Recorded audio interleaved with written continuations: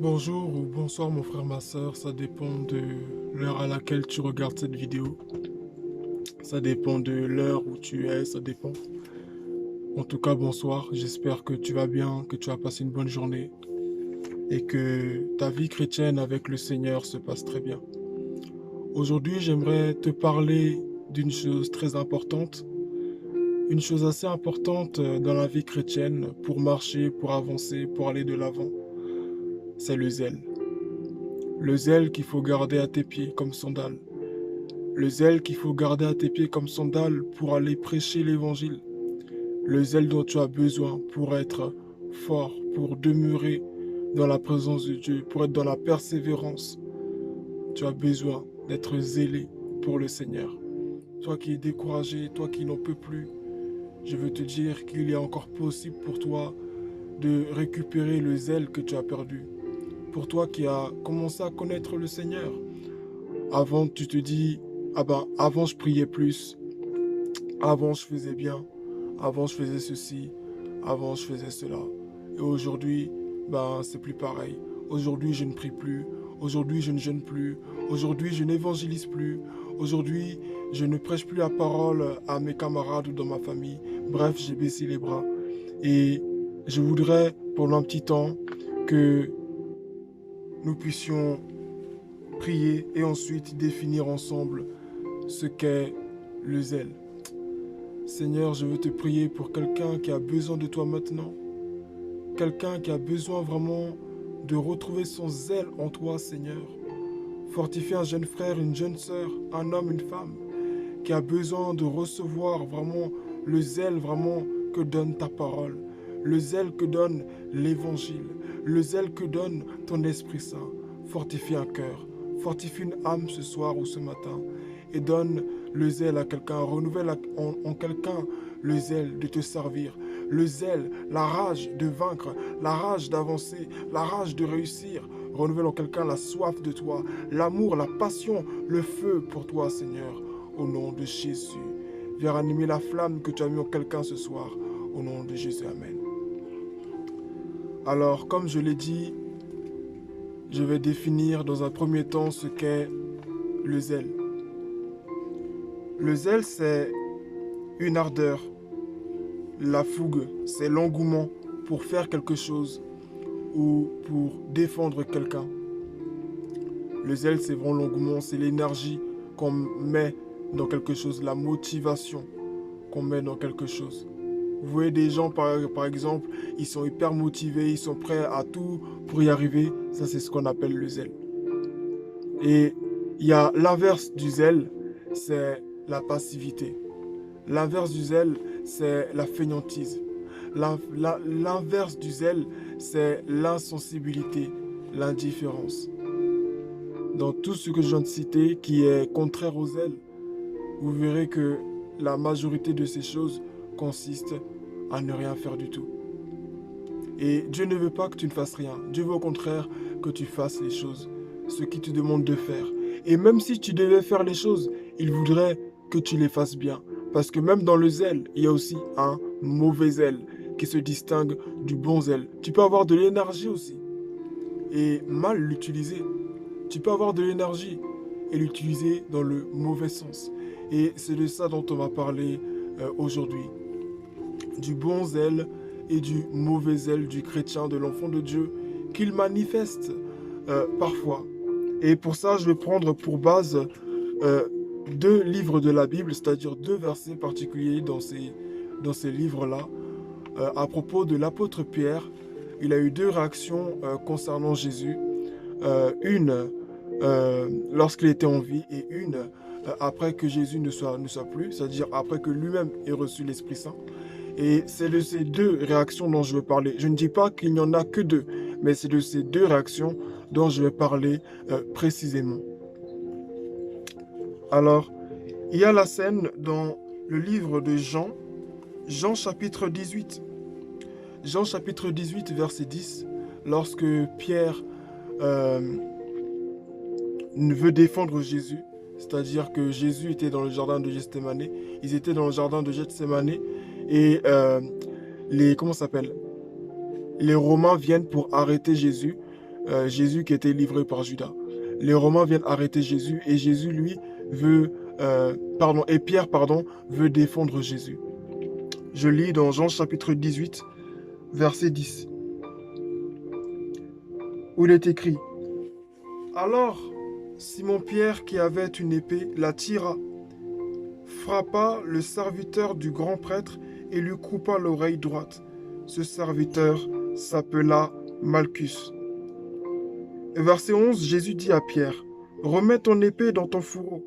Ne boirai-je pas la coupe que le Père m'a donnée? Alors ici on voit que Pierre n'accepte pas la volonté de Dieu. Pierre est contre le plan de Dieu parfait pour Jésus. Pierre est contre la volonté de Dieu qui était qu'il fallait que Jésus meure pour le salut de l'humanité. Pierre voulait s'opposer à cela. Il ne savait pas que ce qu'il faisait était mal, même si ça paraissait bien. Ça paraissait être une bonne chose. Et parfois, il y a beaucoup de choses dans la vie des chrétiens que nous sommes qui paraissent bonnes à nos propres yeux, mais qui devant Dieu ne sont pas bonnes. Tu as intervenu dans une discussion.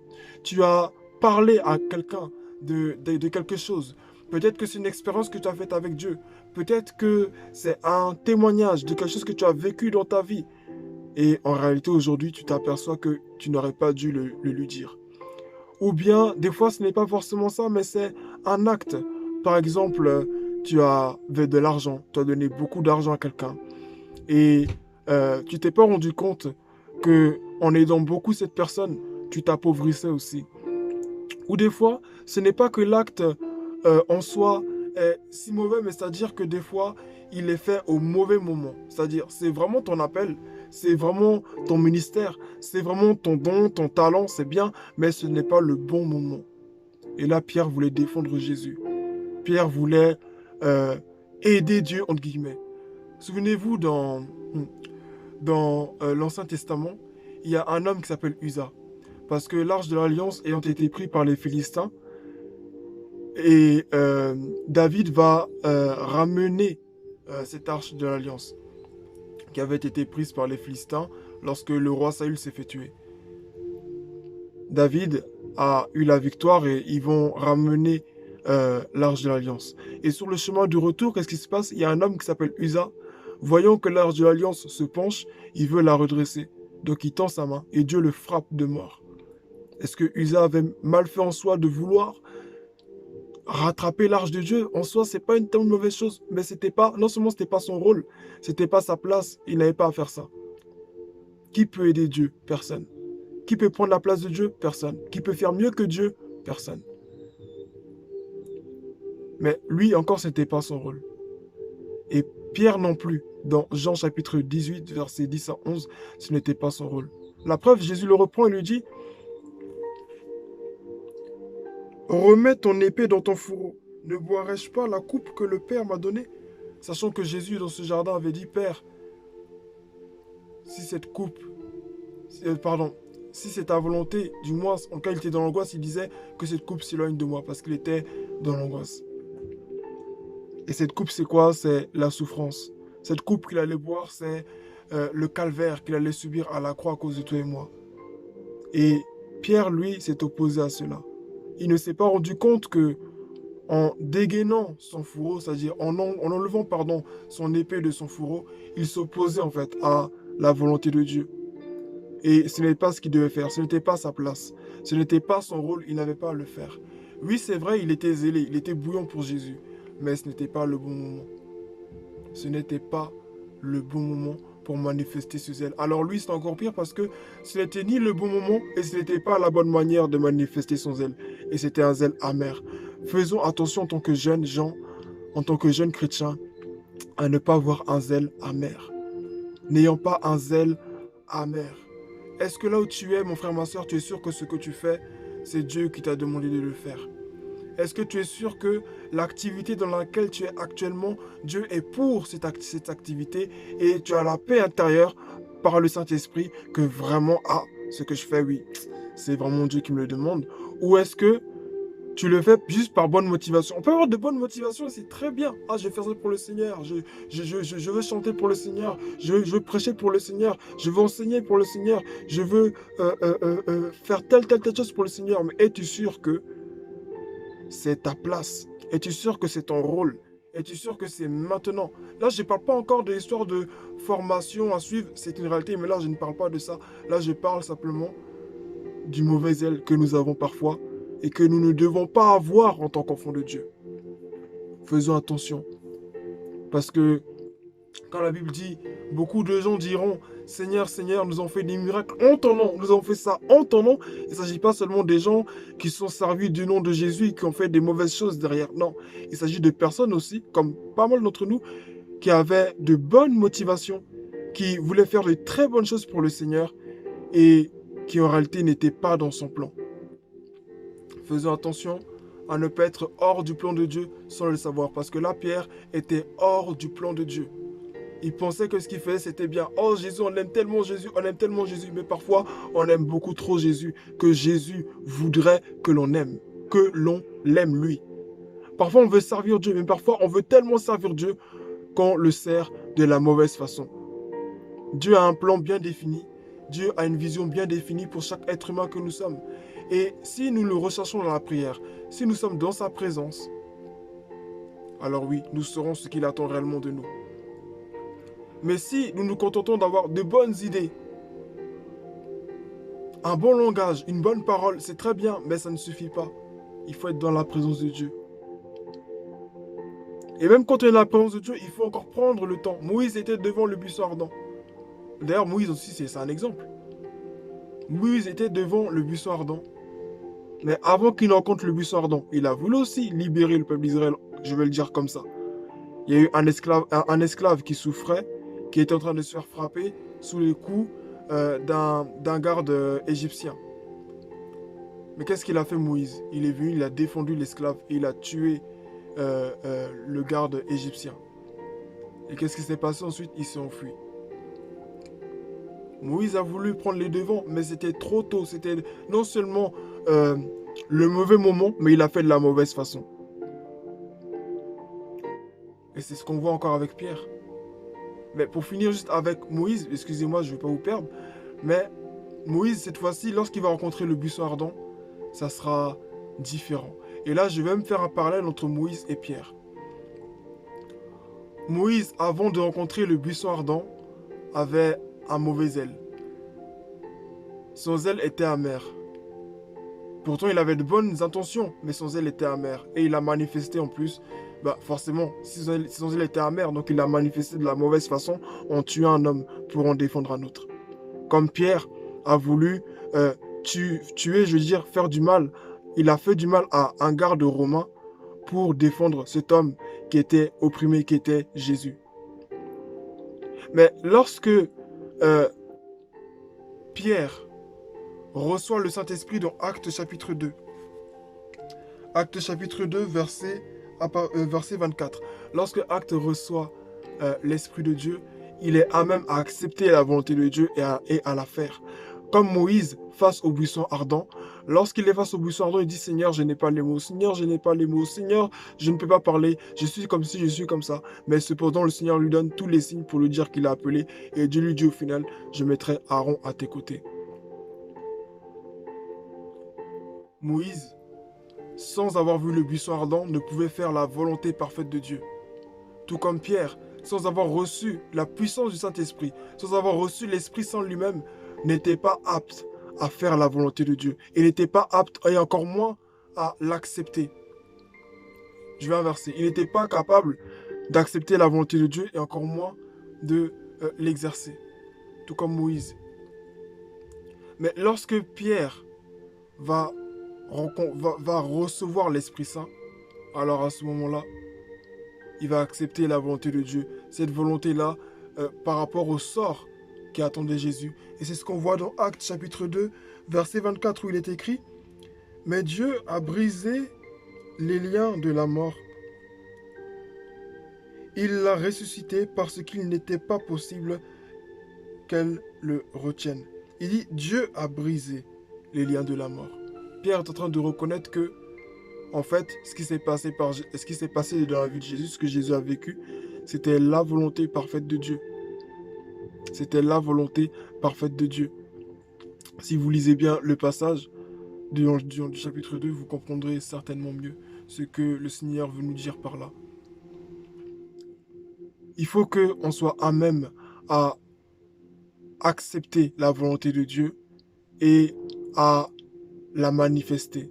Et c'est comme ça que notre zèle ne sera pas amer, mais sera un bon zèle. Parce que le bon zèle ne vient pas de notre chair, ni de nos idées, ni d'une perception, ni d'une idée comme ça qui nous vient. Non, le bon zèle, en fait, il vient du Saint-Esprit. Le bon zèle nous vient du Saint-Esprit. Voilà pourquoi je profite par ces petites parenthèses pour encourager quelqu'un à avoir une relation réelle, une communion véritable avec l'Esprit de Dieu. Si Jésus est parti et qu'il a dit, il est avantageux que je m'en aille pour que l'Esprit Saint vienne, si je ne pars pas, l'Esprit Saint ne viendra pas.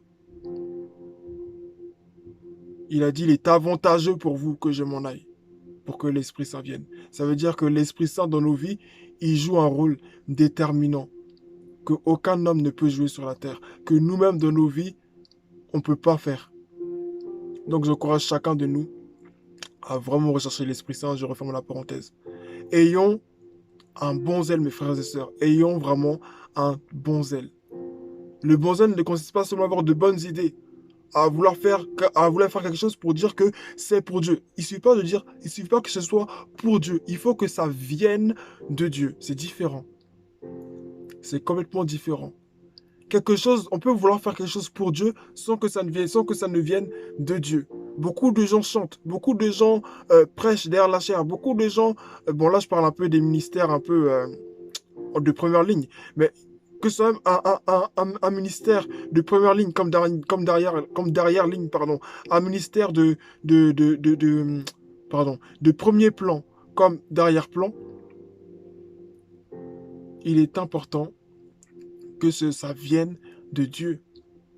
Il est important que ça vienne de Dieu. Lorsque Moïse était devant le buisson ardent, quand il est sorti de là, il a fait ce que Dieu lui a demandé de faire. Quand Moïse est monté sur la montagne, qu'il est redescendu, qu'il a rencontré Dieu là-haut, qu'il est redescendu, bah, c'était fini. Là, il était prêt à faire la volonté de Dieu. Tout comme les apôtres.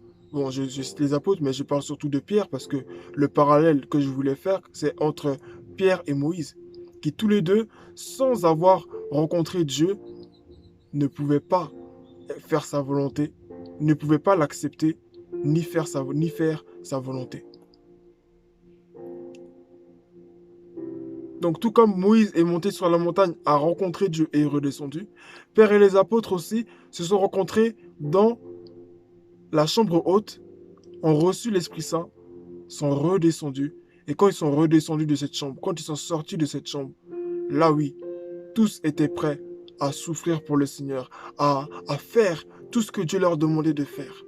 Alors je vais finir par là. Le bon zèle vient de Dieu. Le mauvais zèle vient du diable. Et parfois même de nous-mêmes. Parce que des fois, on aime trop mettre les choses sur le diable. C'est pas Satan qui donne toujours les mauvaises idées. Des fois, il y a nous-mêmes. On veut bien faire. Mais souvent, nous faisons mal. Pierre voulait défendre Jésus. Oh, c'est mon Seigneur. Oh, c'est mon Dieu. Mais il avait oublié qu'on ne défend pas Dieu. Qu'on n'aide pas Dieu comme Usa, comme je l'ai précédemment cité. Usa dans l'Ancien Testament. On n'aide pas Dieu. On n'aide pas Dieu à faire ce qu'il a à faire. N'oublions pas que nous avons plus besoin de Dieu que lui ait besoin de nous. Nous avons plus besoin de Dieu que Dieu ait besoin de nous. Mais le plan parfait de Dieu, c'est de nous utiliser pour son service. C'est de nous permettre de participer à son œuvre. Nous ne sommes pas des vulgaires pions que Dieu déplace sur une tablette comme des échecs sur un échiquier ou autre. Non, nous sommes ses enfants. Et Dieu veut, en tant que Père, que nous aussi, nous participions à son œuvre. Dieu veut que nous participions. Dieu veut que nous participions. Dieu aurait pu créer le monde et s'arrêter là. Mais il a voulu créer l'homme. Parce qu'il voulait que l'homme aussi participe à son œuvre. Il voulait que l'homme participe à son œuvre. Il a mis l'homme dans le jardin.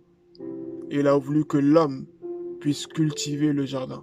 Que l'homme donne des noms aux animaux. Mais qu'est-ce que Dieu n'était pas capable de faire? Dieu n'aurait-il pas pu lui-même donner les noms aux animaux? Dieu n'aurait-il pas pu lui-même faire grandir le jardin? Il aurait pu tout faire lui-même. comme il a bien commencé, mais il a voulu que l'homme continue. Il a voulu que l'homme continue son œuvre. Il a voulu que l'homme fasse sa volonté. Mais sans son esprit, est-ce que c'est possible? C'est pas possible.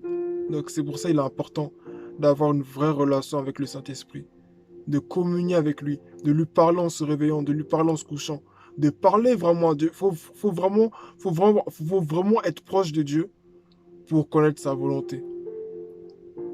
Dans le même jardin où ils étaient, Jésus leur a dit, je m'en vais prier, prier de peur de tomber dans la tentation. Voilà la tentation maintenant. Pierre n'a pas prié avec les autres, ils n'ont pas prié, ils sont tous endormis. Et Jésus leur a dit quoi? Vous n'avez même pas pu prier avec moi, ne serait-ce qu'une nuit, vous n'avez même pas pu prier avec moi, vous n'avez même pas pu rester éveillé. Mais maintenant qu'ils n'ont pas pu rester éveillés, quel est le fruit? Pierre est tombé en tentation. Il a vu un garde qui voulait arrêter Jésus. Et qu'est-ce qu'il a fait? Il s'est jeté sur le garde, il a pris son couteau, son épée, et il l'a coupé l'oreille. Ça, c'est la tentation, et il est tombé dans la tentation. Or, si Pierre aurait été en prière, il ne serait pas tombé dans la tentation. Dieu dans la personne de Jésus, sachant toutes choses, savait que Pierre allait tomber dans la tentation. Voilà pourquoi Jésus leur dit à tous, priez, de peur de tomber dans la tentation. Si Pierre était en prière, comme Jésus leur avait demandé, il ne serait pas tombé dans la tentation. Au contraire, il aurait compris. Parce que lui-même, déjà dans le même chapitre, si je ne me trompe pas, il dit, tu es Christ, le Fils du Dieu vivant. Tu es Christ, le Fils du Dieu vivant. Dans Jean 16, il dit, tu es Christ, le Fils du Dieu vivant. Et Dieu lui dit, tu es heureux Pierre, parce que c'est mon Père qui te l'a révélé. C'est mon Père céleste qui est dans le ciel qui te l'a révélé. Donc c'est grâce à Dieu, c'est par notre communion avec Dieu, c'est par la grâce que Dieu nous fait qu'on comprend certaines choses. Mais bon, ça c'est autre chose. Mais pour dire que Pierre avait eu Dieu cette grâce-là de comprendre ça grâce au Seigneur. Dieu lui avait révélé cela. Donc Pierre aurait encore pu là avoir cette force-là de Dieu et étant dans la prière de dire non, Jésus nous avait dit en plus que il allait mourir, etc., etc., etc. Mais Pierre n'était pas dans la prière, donc il est tombé en tentation. La prière nous maintient fort. La prière nous empêche de tomber dans un zèle faux, un zèle amer. La prière, la méditation de la parole, notre relation, notre communion avec le Seigneur. Alors je finis par là. Soyons remplis de l'esprit, soyons remplis de zèle. Et j'ai pris maintenant que quelqu'un qui m'écoute, qui entend la parole de Dieu, qui vraiment a besoin d'être rempli d'un bon zèle, qui a besoin d'avoir le vrai zèle qui vient de Dieu, qui a besoin de marcher dans la vérité du Seigneur, qui puisse vraiment recevoir de Dieu cette vraie direction, la bonne direction, pas celle qui s'est faite lui-même dans sa tête, pas celle à laquelle lui-même l'a pensé, pas celle qui lui est venue par le conseil des gens qui lui ont dit « Ah bah tiens, toi tu seras bien pour prêcher, toi tu seras bien pour occuper tel poste, tel poste. » Non, mais je prie que quelqu'un qui cherche encore le Seigneur, un jeune homme, une jeune femme, quelqu'un qui cherche une direction pour le Seigneur, puisse réellement marcher dans le zèle véritable de la parole de Dieu. Le zèle te poussera toujours à te soumettre à la volonté de Dieu. Le zèle ne te poussera jamais à faire plus que ce que Dieu te demande. Le zèle te poussera à faire ce que Dieu te demande de faire. Le vrai zèle. Le vrai zèle de Dieu te poussera à accepter sa volonté. Le vrai zèle, quand je parle de zèle, tout à l'heure dans la définition, j'ai parlé d'énergie. Le zèle, ce n'est pas gesticuler dans tous les sens. Et puis des fois on dit, ah l'homme, les zélés. Non, c'est pas de ça dont il s'agit. Le vrai zèle qui vient de Dieu, c'est le zèle qui est accompagné d'obéissance. Pas seulement de sacrifice, mais d'obéissance. L'adoration à Dieu. C'est-à-dire, quand je parle d'adoration, je ne parle pas du chant. Je parle de notre soumission au Seigneur. Soyons soumis au Seigneur. C'est là notre vrai zèle. C'est là que nous manifesterons la puissance du Saint-Esprit. Si nous ne sommes pas soumis au Seigneur, si nous ne faisons pas ce qu'il nous dit, si nous avons un mauvais zèle, le mauvais zèle, tel qu'on l'entend, on pense que c'est le fait de faire de mauvaises choses, d'être motivé pour faire de mauvaises choses. Non, tu peux faire une bonne chose, mais cette chose-là n'est pas conforme au plan de Dieu. Que Dieu nous bénisse. Bon courage et ayons du bon zèle pour le Seigneur, pas un mauvais zèle. Mon frère jeune, tu es peut-être devenu pasteur, ça fait peut-être peu de temps. est du bon zèle. Ma sœur, tu viens peut-être d'entrer dans un groupe musical, tu viens peut-être de connaître le Seigneur, tu vois que tu as des dons. Attention, on n'impose pas les mains à n'importe qui, n'importe comment. On ne se précipite pas pour faire les choses. On ne se précipite pas dans des relations. On ne se précipite pas à rechercher tout de suite un père spirituel ou je ne sais quoi des choses. Non. Recherche le Seigneur. Recherche Dieu. Qu'est-ce que Dieu te demande? On ne se précipite pas pour dire les rêves qu'on a faits. Ah bah c'était tellement incroyable. Oh waouh. Non. Si Dieu t'a parlé, t'a révélé quelque chose sur quelqu'un, prie. Si Dieu t'a révélé quelque chose sur ton église, prie. Si Dieu t'a révélé ton quartier, prie. Si Dieu t'a dit que autour de toi, quelqu'un va mourir, quelqu'un est malade, quelqu'un, prie. Parce que dans la Bible, dans Actes des Apôtres, il y a un homme qui s'appelle Bar Sabas ou Barnabas, je ne sais plus. Et c'est lui qui a baptisé Paul. C'est par lui que Paul a été guéri de sa vue. Mais avant qu'il ne soit en contact avec Paul, il a fallu que lui-même, il entende la voix de Dieu. Donc en fait, le zèle nous vient de Dieu. Donc vraiment, recherchons le Seigneur de tout notre cœur. Peut-être que dans tout ce que j'ai dit, tu verras des failles, j'en sais rien. Mais retiens ça seulement. Aie du bon zèle pour le Seigneur. Aie vraiment du bon zèle. Et le bon zèle vient de Dieu. Il vient pas d'ailleurs, il vient pas de tes pensées, il vient pas d'un sentiment, d'une sensation. Ah, j'ai senti que le Seigneur voulait que je fasse ça. J'ai senti. Une sensation peut te tromper. Tu peux ressentir quelque chose. Et au final, tu t'aperçois, ben finalement, c'est pas Dieu. Tu peux avoir des sensations, genre tu ressens des frissons, tu ressens quelque chose, et au final, tu comprends que c'est pas Dieu. Non. Quand le Seigneur t'appelle à quelque chose, quand l'Esprit de Dieu vient en toi, la première chose qu'il te donne en toi, déjà, il te donne la conviction du péché. Le Saint-Esprit de Dieu te donne la conviction de ton péché. Il te donne la paix véritable qui vient de Dieu. Donc, que Dieu nous bénisse et acceptons vraiment la volonté de Dieu, même si elle est dure, même si elle est difficile. C'est vrai, c'est facile à dire et difficile à faire, mais il faut qu'on le fasse. Faisons-le de tout notre cœur. Que Dieu nous bénisse. Bon courage. Et j'ai pris que toi, quand tu lis cette vidéo, que tu manifestes le vrai zèle selon Dieu. Que Dieu te bénisse et bonne soirée.